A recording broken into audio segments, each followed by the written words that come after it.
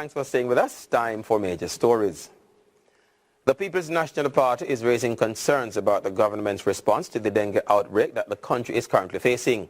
The opposition claims that the minister is not sharing the actual number of dengue-related deaths and instead misleading citizens by not speaking to the severity of the outbreak. Christine Forbes has our lead story. Opposition spokesman on health, Dr. Maurice Guy, made the call while speaking with CVM Live. He says the approach the government is taking is not enough and more needs to be done. He believes the first step the government should take is to truthfully inform citizens on the correct number of dengue-related deaths. If we are to fight this epidemic, the confidence of the nation has to be taken and transparency has to be the order of the day. It doesn't make sense that the minister tells us lesser numbers than actually are occurring, because what is going to happen is that our people will feel betrayed by the government. He explains that some of the inaccuracies he's seen in the numbers do not reflect the reports he's getting from several hospitals. We have been hearing from the Chief Medical Officer for Mandeville and the Public Health Officer that there were over 500 cases for the preceding month, which is the month of October. We have also been hearing reports coming out of the Hanover Parish Council that the council is not accepting the numbers that are being given because those two does not reflect what is happening on the ground. We are seeing people dying, we are hearing of people infected. Guy says the healthcare system is lacking amenities. That is also leading to an increase in the number of deaths related to dengue. We have gotten reports that over the past 2 to 3 weeks, 10 to 14 patients at the ICU at Bustamante Hospital for Children have died. This, although we understand that not everybody who gets treatment will recover, but this is a very high rate of deaths among our young children. Children under the age of 9-10 years old are the ones who are mainly affected. Christine Forbes, CVM Live. Minister without portfolio in the Ministry of Economic Growth and Job Creation, Darrell Vaz, is reiterating calls for Jamaicans to protect mangroves. A study has revealed that Jamaica's mangroves provide approximately US $32.7 million in protection to its heavily settled coastline areas, giving the island added protection against the increasing effects of climate change. Aladdin Love tells us more. Mangroves, the estimate of coastal flooding due to storms here in Jamaica has been put at US $136.4 million in damage.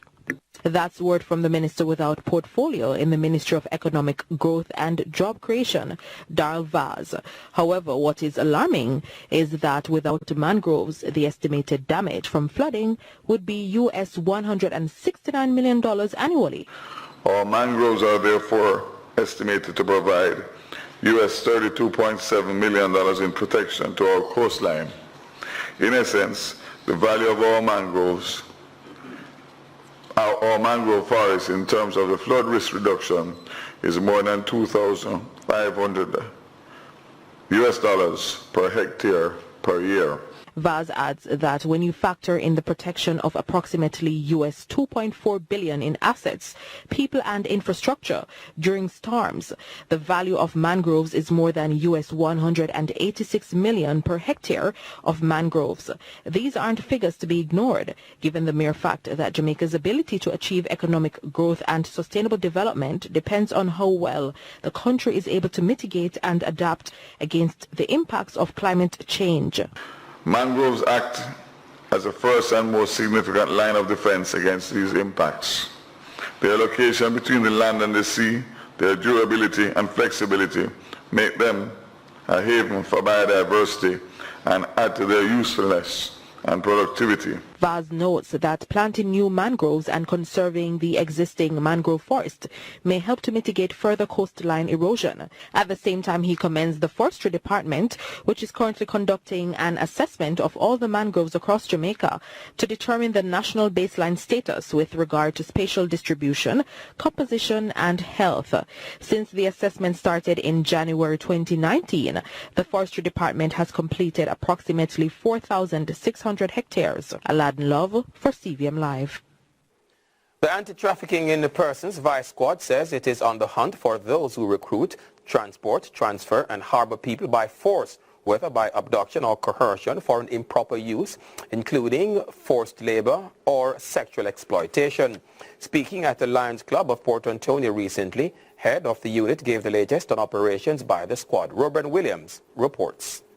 Head of the Anti-Trafficking in Person Vice Squad, Superintendent Carl Berry, revealed that earlier this week the team rescued an Asian man that was allegedly trafficked from China. He also revealed that they were tipped off about an Italian man held in Port Moore.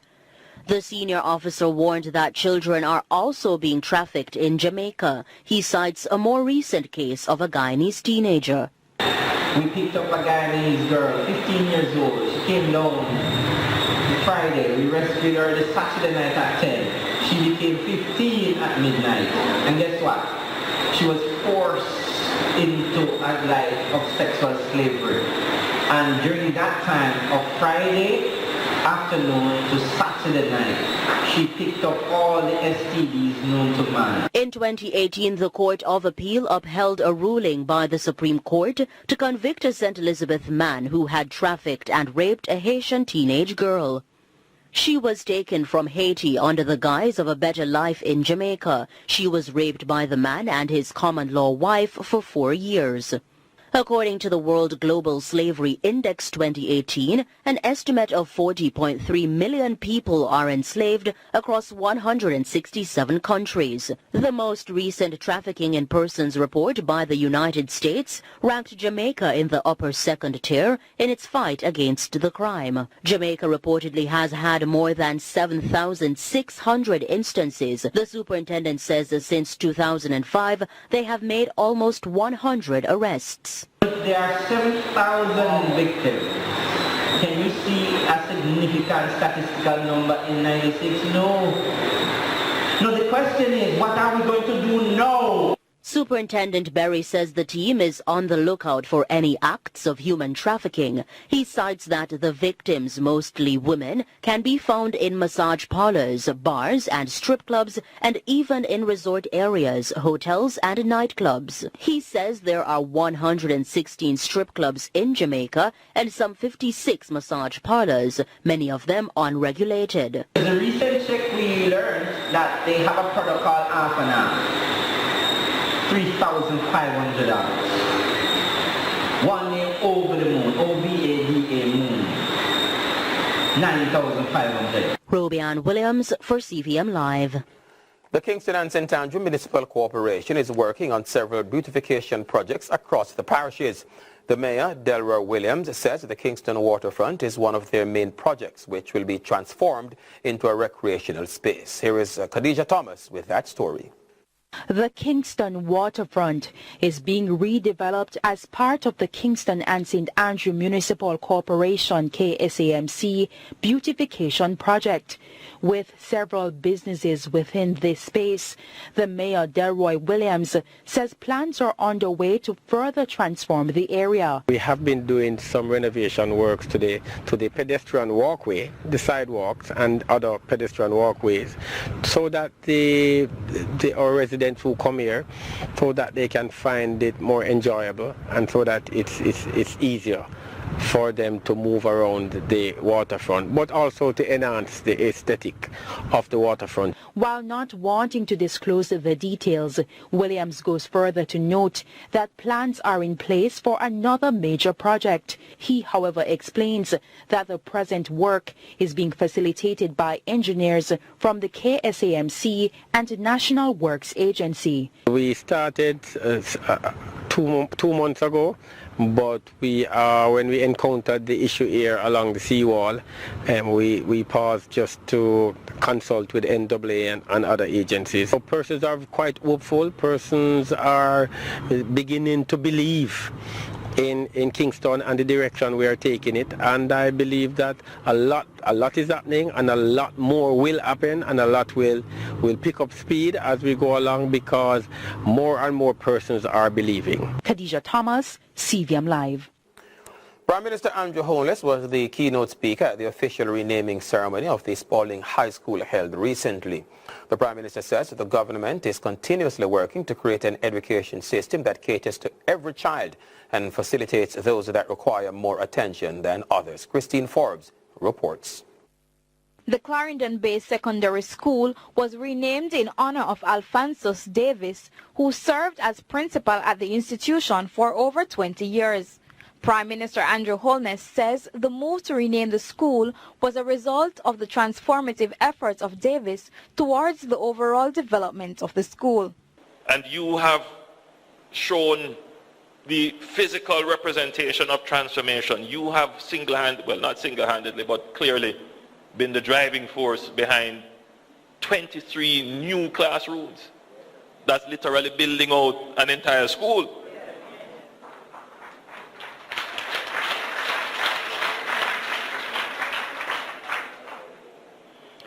Under your leadership, the school population has increased. And the increase is not just that there are more students coming because of the population around the school, is that the school is now preferred. Holness says there is a division in the education system that needs to be addressed to encourage more effective results. What is happening with the education system by virtue of that perspective is that you have a two-tiered system. One tier of the education system is meant to deal with those problem students, those who underperform, those who don't meet the requirements.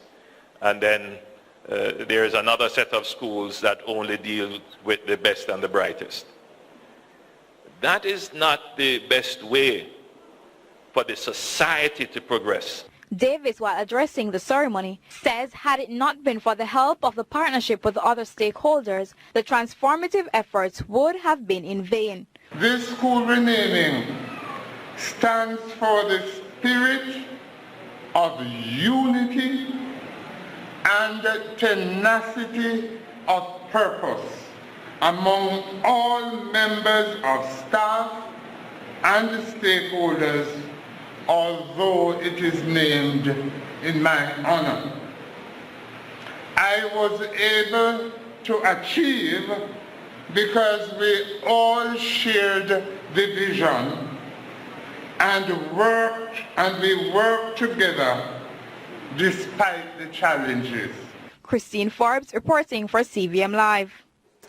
In celebration of World Children's Day, the United Nations Children's Fund Special Olympics Ambassador Lucy Mayers visited several special needs schools in the island to reassure parents and students that those with special needs can still make a difference in the lives of others. Khadija Thomas has more in this story. Children with special needs often face multiple forms of discrimination, leading to their exclusion from society and school. Disability is the inability to walk, to talk, to think, to act. It is all I cannot do. Why did you give me an impaired mind, impaired hands, and an impaired spine? Why did you create someone whom the world would prefer to be left behind? The attitude towards children with special needs, as well as the lack of resources to accommodate them in the learning environment, therefore remains a concern for the United Nations Children Fund.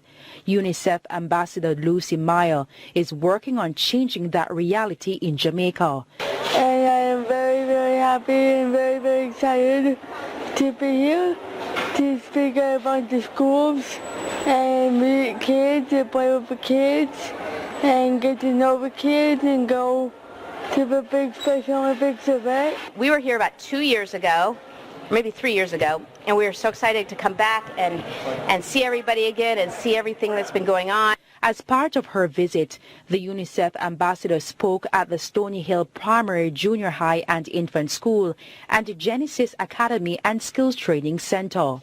Currently, the Convention on the Rights of the Child and the Education for All framework is aiming to meet the learning needs of all children, regardless of their disabilities. It is tremendous having the UNICEF ambassador here.